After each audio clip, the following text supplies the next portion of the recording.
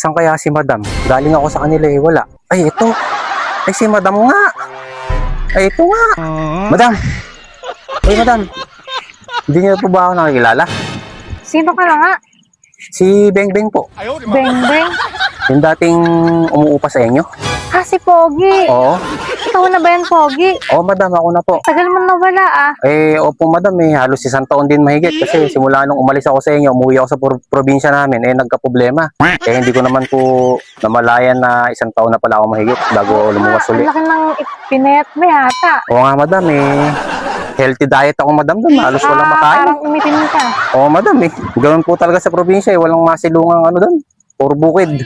Ganun ba? Eh, madam, eh, galing nga pala ako sa inyo. Oo, siya nga pala. Ba't bigla kaya tang lumitaw? May kailangan ka naman Ay. siguro, ano? Oo nga, madam. Yun nga, madam, sasabihin ko. Galing, madam, ako sa inyo. Eh, wala ka doon. Eh, nag-ikot-ikot ako, madam. Eh, natsambahan kita dito. Eh, nahanap talaga kita, madam, eh. May kailangan ako, eh. Eh, ano bang kailangan mo? Eh, kailangan ko, madam, uli ng maupahan, eh. Uupa sana uli ako sa inyo kung may bakante. Nako, so Pogi, eh may kulang ka pang patong sa akin ah. Ay, oo nga, madam. Yun yung hindi ko nabayaran sa inyo. 3 buwan pa yon, tapos usapan natin doon. Eh, biglaan kasi, Papatungan mo.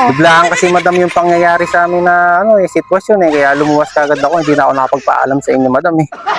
Eh, yan yung, madam, eh. Bigla ka na lang nawala. Yung balanse kong utang na patong sa inyo, madam, eh, pupunuan ko na lang, madam, yun pagka pinabalik niyo ako sa upahan, madam, kung may bakante sa inyo. Eh, yun nga ang problema.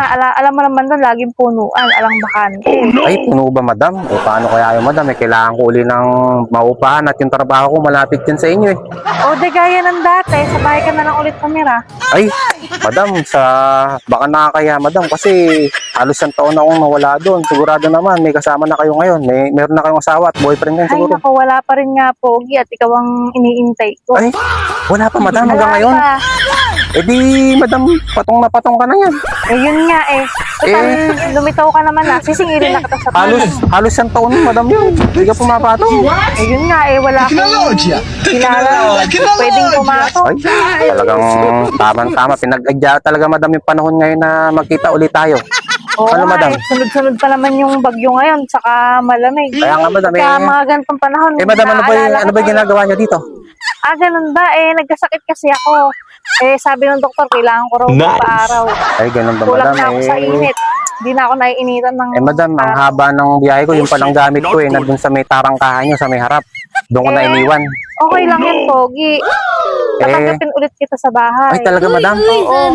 Eh, madam, kanina pa ako nagugutom. 9 hours yung biyahe ko sa sakyan, sa bus, eh. Wala Tapos, ka man lang padala-dala kahit na Nag-Skype. pangkain mo man lang. Nag-Skyflex lang ako, madam, tinapay.